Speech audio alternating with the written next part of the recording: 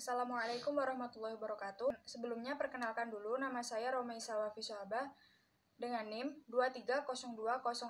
230204600063 dari Prodi Ilmu Falak dari kelas PIFA 1. Nah, di sini saya akan memaparkan pemahaman saya selama 1 semester ini dalam mata kuliah pengantar ilmu hukum oleh Ibu Hajah Siti Rofiah, SHI, SH, MH, MSI. Nah, pada materi yang pertama yaitu manusia sebagai makhluk sosial. Pada materi tersebut dapat disimpulkan bahwa manusia sebagai makhluk sosial adalah makhluk bermasyarakat yang secara alami memiliki kecenderungan untuk berinteraksi, berkomunikasi, dan membentuk hubungan dengan sesama. Mereka membangun masyarakat, badan, dan struktur sosial untuk memenuhi kebutuhan fisik, emosional, dan intelektual mereka. Kaidah sosial atau norma sosial adalah pedoman tingkah laku manusia dalam hidup bermasyarakat yang fungsinya melindungi kepentingan manusia, baik sebagai makhluk individu ataupun makhluk sosial. Yang berarti pada hakikatnya merupakan aturan-aturan atau pedoman mengenai perilaku yang seharusnya dilakukan atau yang seharusnya tidak dilakukan. Kemudian pada materi selanjutnya, ilmu hukum sebagai ilmu norma hukum. Adapun beberapa tokoh yang mendefinisikan tentang norma, yaitu yang pertama Masionis pada tahun 1997, yaitu norma adalah aturan-aturan atau harapan-harapan masyarakat yang memandu perilaku anggota-anggotanya. Kemudian Craig Calhoun, yaitu norma adalah pedoman atau aturan yang menyatakan bagaimana individu seharusnya bertindak dalam suatu situasi di tengah masyarakat. Dalam pergaulan hidup, norma dibedakan menjadi 4 macam, yaitu yang pertama norma agama, yang kedua norma kesusilaan, yang ketiga norma kesopanan, dan yang keempat norma hukum. Kemudian pada materi selanjutnya yaitu sistem hukum dan macam-macamnya. Kesimpulan dari materi tersebut yaitu sistem hukum merupakan suatu kerangka atau aturan yang mengatur tata tertib masyarakat dalam suatu negara. Adapun pengertian sistem hukum adalah suatu kesatuan susunan di mana masing-masing unsur yang ada di dalamnya tidak diperhatikan hakikatnya, tetapi dilihat menurut fungsinya terhadap keseluruhan kesamaan susunan tersebut. Beberapa macam-macam sistem hukum yang berbeda di seluruh dunia. Sistem hukum common law, civil law, hukum Islam, dan juga hukum adat. Setiap sistem hukum memiliki karakteristik uniknya sendiri.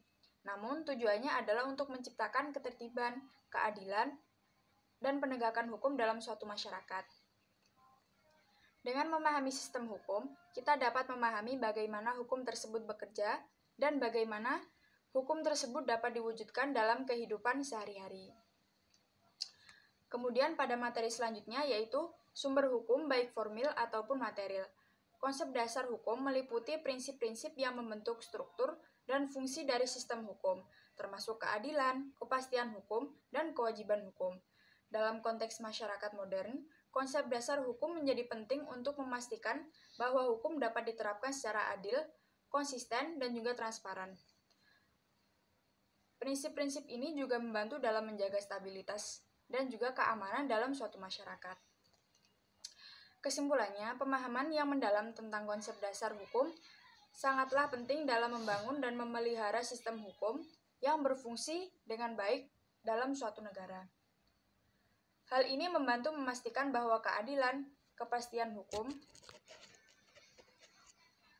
dan kewajiban hukum menjadi landasan yang kuat untuk tatanan hukum yang berfungsi efektif. Kemudian, pada materi selanjutnya yaitu konsep hukum dan asas hukum, yaitu fondasi utama dari sistem hukum suatu negara.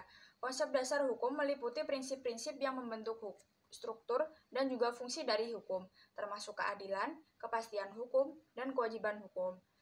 Dalam konteks masyarakat modern, konsep dasar hukum menjadi penting untuk memastikan bahwa hukum dapat diterapkan secara adil, konsisten, dan juga transparan. Prinsip-prinsip ini juga membantu dalam menjaga stabilitas dan keamanan dalam suatu masyarakat. Kesimpulannya, pemahaman yang mendalam tentang konsep dasar hukum sangatlah penting dalam membangun dan memelihara sistem hukum yang berfungsi dengan baik dalam suatu negara. Hal ini membantu memastikan bahwa keadilan, kepastian hukum, dan kewajiban hukum menjadi landasan yang kuat untuk tatanan hukum yang berfungsi sangat efektif. Kemudian pada materi selanjutnya yaitu ilmu hukum empiris dan juga jenis-jenisnya. Ilmu hukum empiris disebut juga dengan sociological jurisprudence, yaitu aliran dalam filsafat hukum yang memberikan perhatian yang sama kuatnya terhadap masyarakat dan hukum sebagai dua unsur utama dalam pemberlakuan hukum. Ilmu hukum empiris kebenarannya bersifat korespondensi, yaitu suatu pernyataan yang dianggap benar jika berkorelasi dengan kenyataan ataupun realitas. Logika berpikir yang digunakan adalah induksi, yakni berawal dari proposisi khusus dan juga berakhir pada kesimpulan yang berupa asas umum.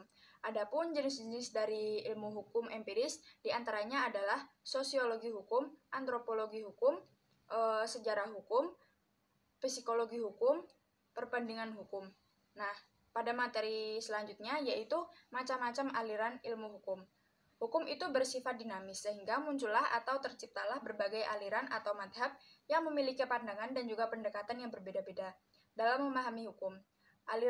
Aliran-aliran ilmu hukum ini dipengaruhi oleh latar belakang sejarah, budaya, agama, filsafat, dan kepentingan dari para tokohnya. Kemudian, cukup sekian dari apa yang dapat saya sampaikan. Wassalamualaikum warahmatullahi wabarakatuh.